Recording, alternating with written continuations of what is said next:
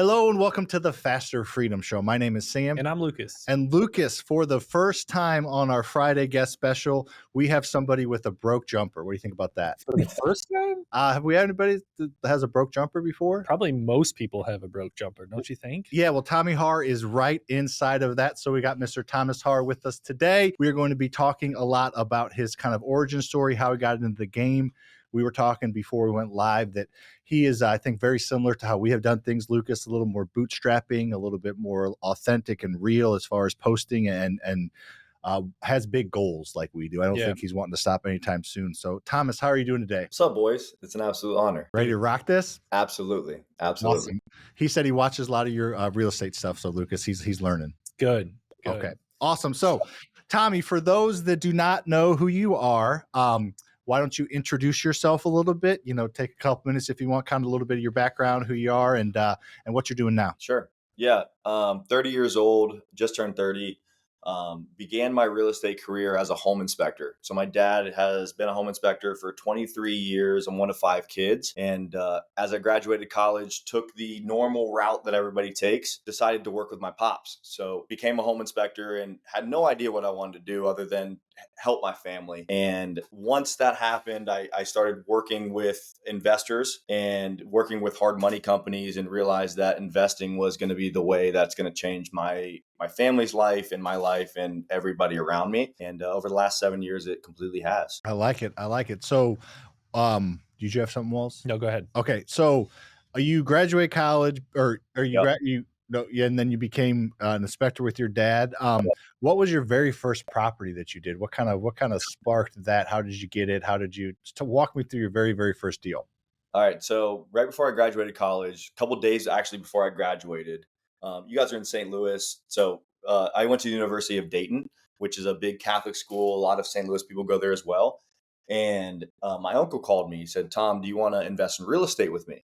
And I had no idea what it was. I had no idea what any of it was. And then I started working with my pops. And then I started doing all of these investing things, inspections. And I went back to him and I said, "Okay, I want to invest, but let's do it in Columbus." He wanted me to go to Chicago. And so we bought a house 6 months later, 6-bed, 5-bath, 4,000 square foot house, 100 years old. And next thing we knew, over the next 18 months, we lost $100,000 on that house.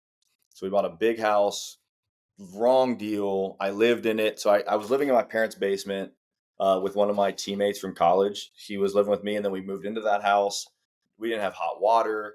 That we could spend a long time talking about that, but it was out of control. That's crazy. So was that before you were an inspector or during? It was right at the time I was beginning. So by the time August, I became a home inspector. The next February, we bought this house. So 6 months in, I bought this house, and it was a contractor that I had met doing a hard money draw inspection. He put me onto that house. It was a foreclosure. And my uncle, during that time, we were talking. We said, "Hey, let's buy a house." And we ended up buying it for $400,000. And over the next 18 months, we spent way too much money and lost quite a bit of cash. So why do you think you lost so much money on that deal? Were you not seasoned in the home inspecting and just missed a whole bunch of things on the rehab, or it didn't sell for what you thought it would on the back end? Because obviously you paid too much for it is what it comes down to. But what do you think was the biggest miss there, on the rehab side, or what it's sold for on the back end? I think the house was the house, and it always has been. I think it's more of the investing side. So the house sits on a double line road. So it's an A-class downtown area of Columbus. So if anybody's listening, this is Bexley, Ohio, which is like super, super rich, but it changes really fast. And we didn't understand that at the time. So the house sat on the corner, and there was a light on the corner. And in the houses to the right were selling for $1 million plus, like beautiful houses. And this house was beautiful too, but it was just high traffic. The layout was really funky. The reasons why we lost money, the contractor, our scope of work was not detailed at all. So every week there was a change order. Like every day he was calling us saying, "Oh, we have to do trim here. We have to do paint here." And after we knew it, we were literally throwing money at him every day. So you do that, you lose 100 grand, and you're like, Yeah, let's do that again. I want to go Yeah, all in. yeah. This is for me. pretty much. Yeah. Yeah. What does that second deal look like? And tell me what you learned as you transition from that first deal to the second deal.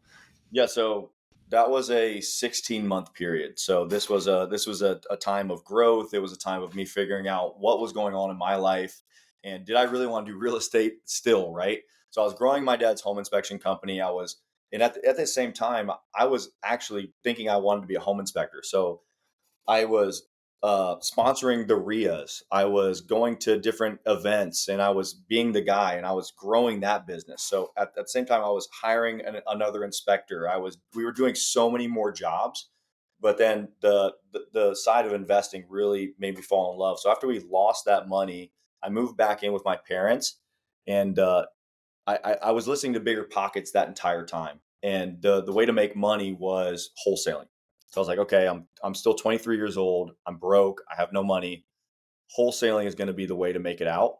So I ended up sending my last $800 worth of postcards out. So I bought a list on ListSource, which I don't think anybody buys lists on Oh ListSource man, anymore. we bought some lists. Not anymore. Back in the day, we have. Back Yeah. in the day, yeah. So I bought an absentee owner ListSource list. I sent out postcards on, I forget even what the postcard one was, but I got 3 phone calls, and one of them I ended up putting in contract, and I was like, I'm going to wholesale it. So I went to it was called Columbus Deal Makers at the time, where you could go and you could just present your deal. Nobody wanted it. And I was like, oh my God, this is a bad deal. But it was the only thing I had. I was back in my parents' basement. I had no money. I had nothing. So I just did what everybody, like what Sam would say on social media, or anybody else say, figure it out. You got to call everybody on your phone. So I called everybody in my phone to see if they wanted to partner with me on that deal. And I had one of my family friends that lent me private money on it, and it worked out. Yeah, so you took it down and then rehabbed and resold it? Yep. Nice, Yep. man. Do you make some money on that one? Yeah, we made Let's 50 go. grand. Let's We- go. Nice. I like it. That's exciting. So it sounds to me like, similar to us, you're pretty big on family. You mentioned you have 5 siblings. You're partnering with your uncle, a family friend. I know you got a kiddo now. Yep. So have you leaned on your family quite a bit through this process, as far as, emotional support, financially, all those things? How important has that been to you? It's been huge, man. I mean, the beginning was really hard because nobody in my family ever invested in real estate. My family said they maybe flipped one house 10, 15 years ago with my aunt, but it wasn't calculated. They didn't know what they were doing. So as I told my mom, the crazy thing about the story always comes like this. So it's my mom's brother was the first person I did that deal with, and they lost money, and we lost money rather. I told my mom at that same time, Mom, I'm going to flip a bunch of houses. Go get your real estate license. So she's been a teacher for 30 years. And so I grew up very Midwest. My mom's a teacher. My dad's a home inspector. So we had decent money, but we never had all of everything that everybody talks about. And she was like, be careful. It's not worth it, blah, blah, blah. And my uncle, who is my mom's brother, did not hire her to list the house. And it was a whole thing in the family. And now my mom lists all my properties. She'll make probably $400,000-$500,000 this year just by listing our houses, and is no longer a teacher, obviously. And it's like the coolest thing in the world seeing that happen. Nice. I saw you. You have a what? What are you in the 5? Are you oldest, youngest, middle? Number 2. So there's 3 younger than you and 1 older. Yeah, Awesome. Because I think I saw one of your brothers got their first deal. I'm sure you helped along with that. So yeah, you're kind of trying to bring your family along up with you. absolutely. Absolutely. Awesome. We can relate. We can relate. We can relate. We do very similar things. So I'm sure we'll fill in the gaps. So what does your kind of organization look like today? Kind of walk me through your different companies and the structures. And, obviously we don't need to get into too many details, but kind of wholesales, flips, rentals, kind of all that kind of thing. Yeah, we got 4 businesses in one. Or 4 businesses rather. We have the wholesaling business. We're doing about 15 contracts a month. We're flipping about 15 houses at one time. We have an education company, and we manage all of our units in house. We have about 85 units. and we manage about 20 more for family and friends. So we manage about 100 units, and all of that stuff is done in Columbus, Ohio, in-house. Nice. Pretty Columbus. much how we do things. Yeah, it sure is. Yeah, we know some people up in Columbus, right? Like, is that like where RJ Yep. and Dave are at? Yeah, they're Those up two there. crazy cats. They Yep. are wild boys. Yeah. They are wild ones. Yeah. Little meatballs they are. But I think that you made a great decision in investing in Ohio, which is such a strong state in my eyes, with so many awesome different metro areas versus Chicago. So that was cool. That's one thing I thought of there. So you Good were, job, Lucas. Good thank note. you. Yeah, Way to great. go, man. I'm just learning. You're man. crushing I'm it learning. today. But I want to go back to your mom listing your houses too, because Yeah. a little kind of similar to my start, I would say. But Tell it was, about where you were living. Go into that story. yeah. So so I was an engineer and did that for 5 years, or Well, 2 years before I knew I wanted to invest in real estate. So Nice. I moved to KC, but I wanted to get back home to invest in real estate. Sam and I was like, I'm moving home. We're gonna fucking do this, right? You guys know each other before this?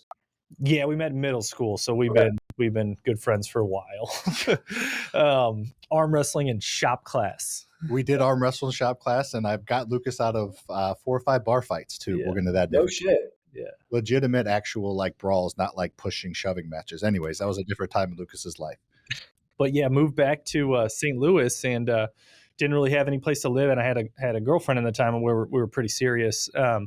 Didn't my parents lived out in the country, so it was a long commute to work. So we decided to move in with my mother-in-law, Future mother-in-law. but future yeah. mother-in-law, and it was like, my wife, myself, their cousin lived there at the time, and my mother-in-law, and 3 dogs. And this is in like a 900 square foot house, and she just got a real estate license. This is into 2013, going into 2014, and we would sit in her kitchen, this small kitchen, and just look up investment properties after investment properties. And finally there was one and she would go show Sam and I maybe 5 houses a weekend, give or take.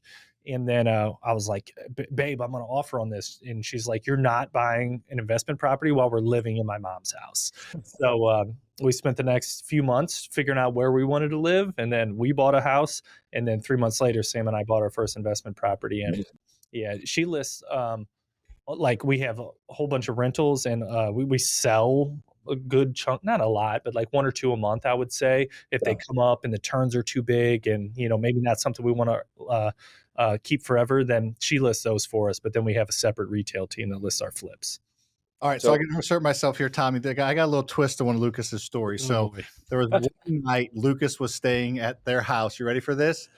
And he was sleeping in the bedroom with. I believe this was like the night of either my birthday or my wife's birthday. Okay. So we were out late drinking. So they were out late drinking. I was with you guys, I'm sure. And then they went home to their house, and Lucas and Ashley went in their bedroom.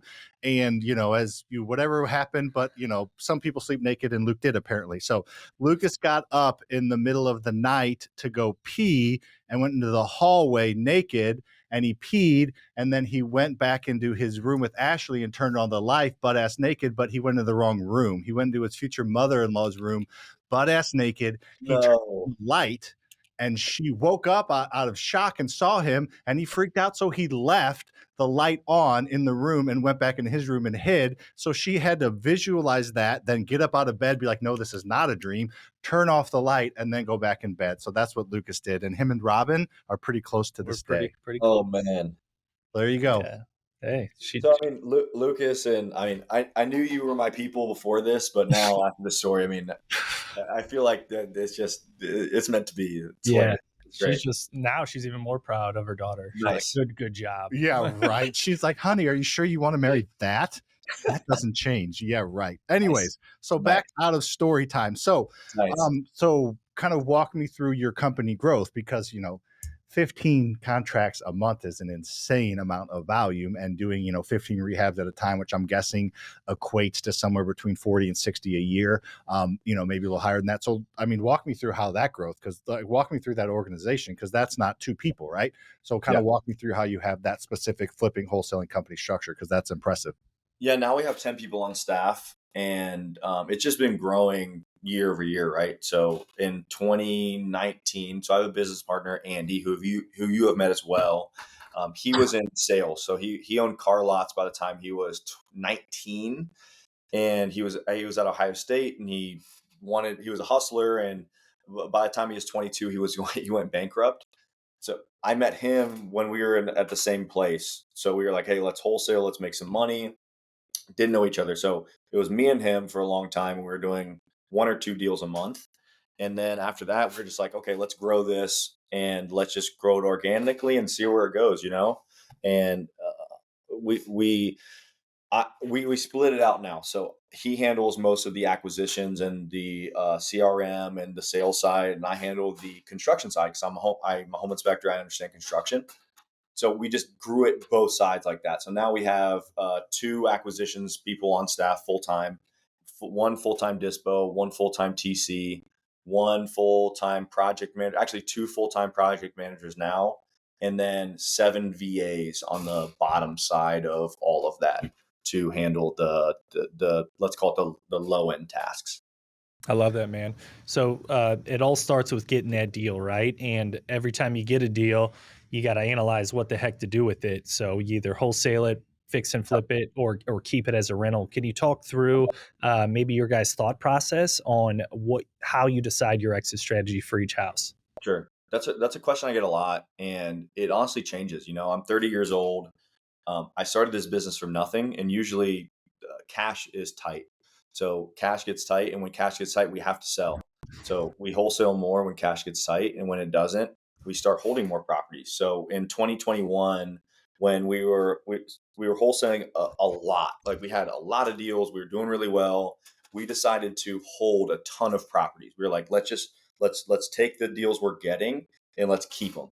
But it wasn't like a spoken thing. It was just we just did it, and it put us in a position where we almost went bankrupt because we weren't getting wholesale fees. We were doing the burr method, so I was raising private money.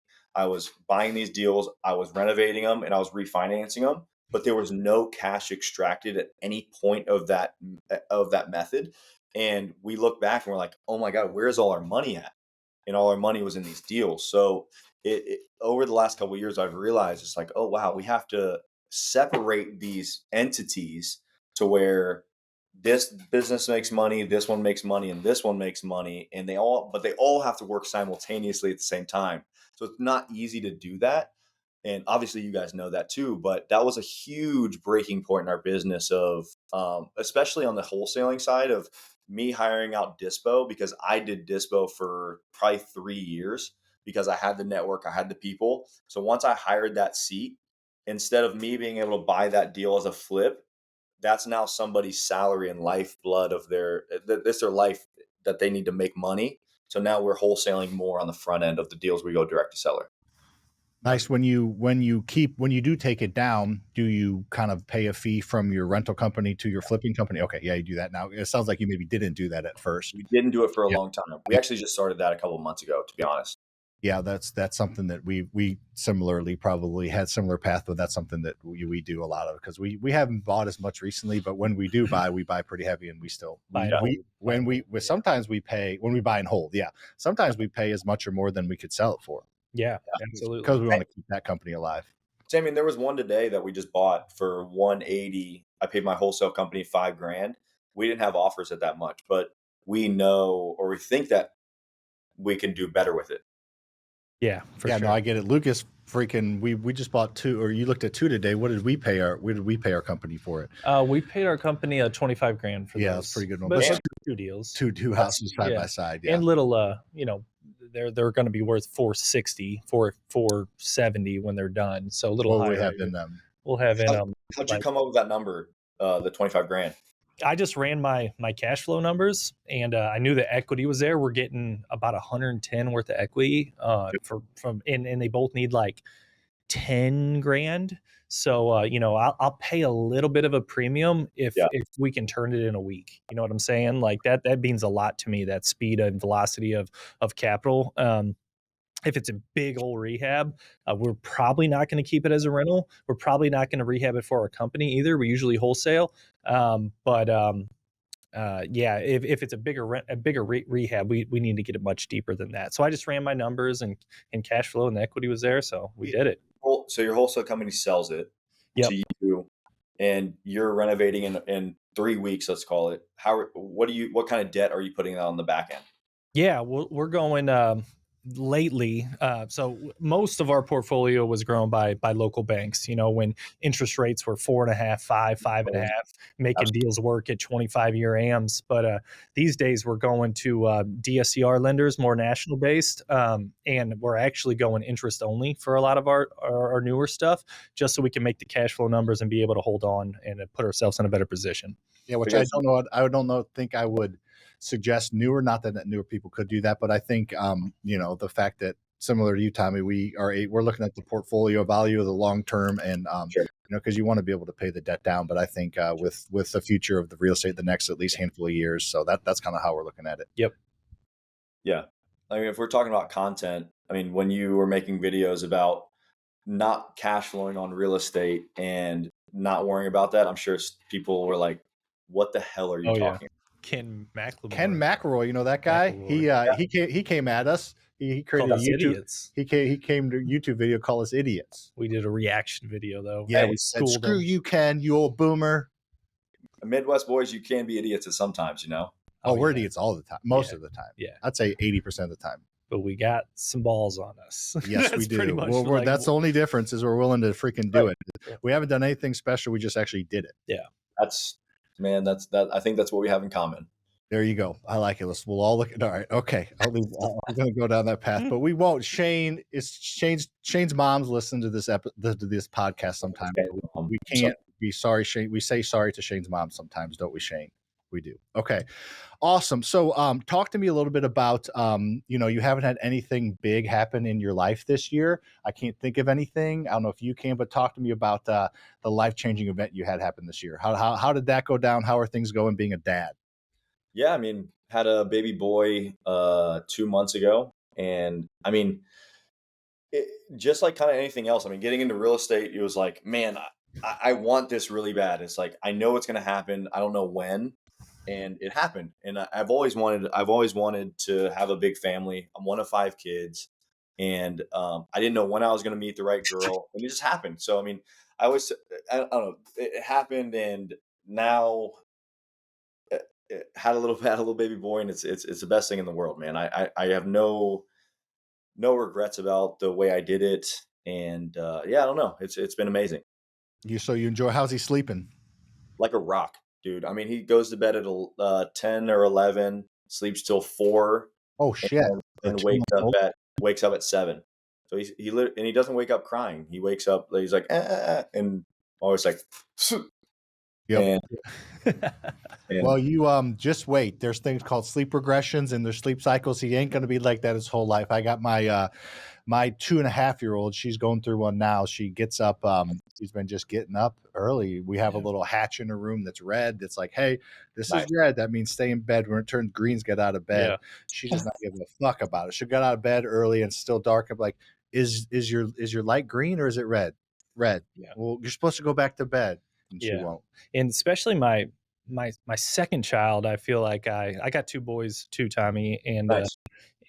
My second child, I feel like I connected at a much younger age, and maybe you're kind of similar. But my first boy, for the first year, I was like, what do I do? What value do I provide as a father in this relationship? But once he started moving and grooving and stuff, I was like, okay, this is where I come in. This is a lot of fun. So I'm sure you have some feelings about that as well. So yeah, man, you'll get through it. But our first year was tough, and then it was just so much fun after that, and it still is, bro. Yeah, it's a lot of fun. Yeah, for sure.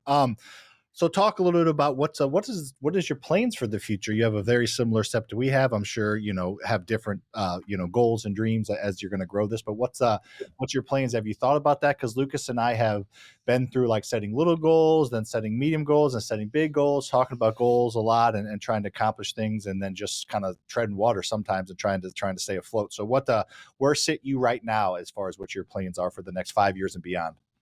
I mean, the biggest thing is calculated growth, you know? I mean, not trying to do too much, not trying to do too little. And I think especially having a business partner, right? I mean, you end up, I think, going more than what you think you can do. So, I mean, I look at people, especially being in masterminds. So I look at somebody like you, I look at other big people across the industry, and I'm like, I want to do what they're doing.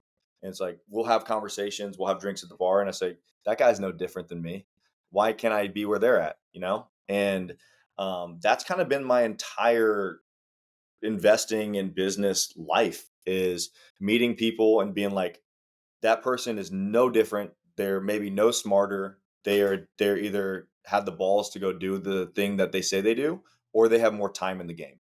So the biggest thing to me is more time in the game. So learning from people like you, or learning people from people across the country, and we're in the family mastermind together, and just having things come to you instead of you attacking it. Because I'm an aggressive person, and that's going to happen regardless. And just I, I don't know, growing the businesses organically. You got to be aggressive when your jumper's broken. You got to get to the lane and get and ones and use your size a little bit. Yeah, I'm a soccer guy anyway, so basketball is my secondary sport. Yeah, I like what you said there about being aggressive, but letting things come to you. I think yeah, we push hard, and but then again, when things don't feel right, we can we have the ability to pump the brakes. And I think that's like a superpower. And there'll come a time where it feels right, and then that's when you go all in. Step on the Yeah. gas a little bit. I like it. Do you have like, are you putting numbers out there? Is there like a goal target for properties or flips or wholesales, or is it just kind of grow and kind of see where it goes? I mean, it's kind of grow. I think there's a lot of vanity metrics out there to where people. I mean, I used to be that person. It's like I want to make $1 million. Okay, you Mhm. make $1 million, or you have 100 units, or whatever it is.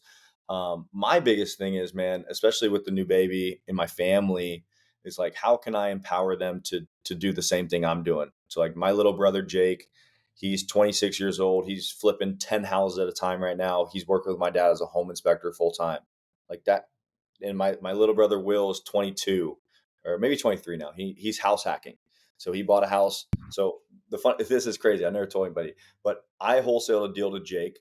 Jake renovated it. Will bought it from Jake. His mortgage is $1,500 a month. He's living in the basement, and his friends are paying him $1,600 a month. Very cool. It's insane.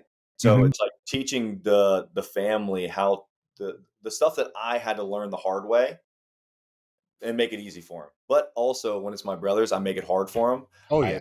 I'm a super dick to my brothers. It's like I get that right. I mean, if they're listening to this, they know that they're never going to get it easy. But after they do a couple of deals, I'll help them raise money. I'll sell them deals. I'll do whatever it takes. But you got to do something in the beginning to show me that you give a fuck. You know? Mhm. Got to Yeah. earn your stripes. Earn your stripes. Absolutely. Yeah, love it.